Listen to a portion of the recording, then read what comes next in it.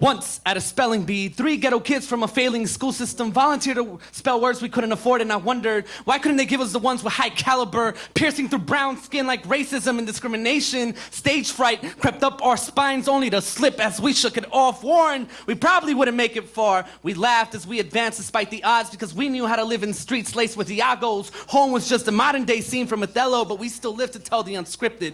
And when we felt short of the leading role, we flipped the script to win second and third place, only to learn that there wasn't enough medals for 2 brown boys from the ghetto, treating us like a Kendrick Lamar record at the Grammys. And this was just a fraction of what we lived. Brown boys like us had to learn what educators were afraid to teach, what textbooks never mentioned, what standardized testing failed to question, what our parents had to sit down for and explain why we didn't stand equal. Call it the Brown Boy After School Special. We always had to live someone else's education because ours wasn't enough. So I learned to live in a black and white world where brown is never mentioned. I learned how to dress in white neighborhoods. I learned how to water down my skin color around police, how to obey commandments we've been forced to follow by white society if we wanted to survive in our own communities. Don't wear a hoodie, don't sag your pants, don't give them a reason to call the cops, don't stare at them for too long, don't argue with them when they racially profile you, learn how to hide it, don't smell of it, don't wear suspicion around your bodies, because we were born with the gift to get into handcuffs quicker than Houdini could get out a damn magic trick, too real to be an illusion. You see my friends behind bars and in wooden boxes with no chance to walk out alive. See, America doesn't believe in magic.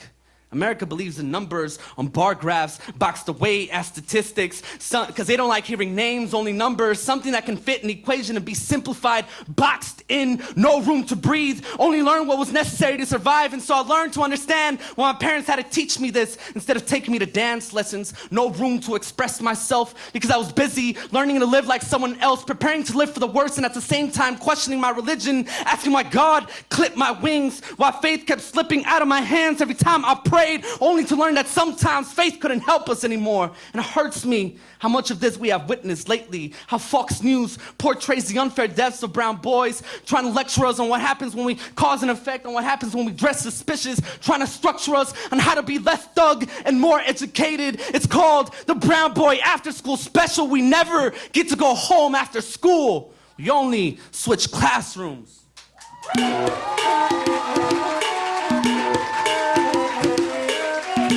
Professor J! Judges 3, 2, 1 scores up!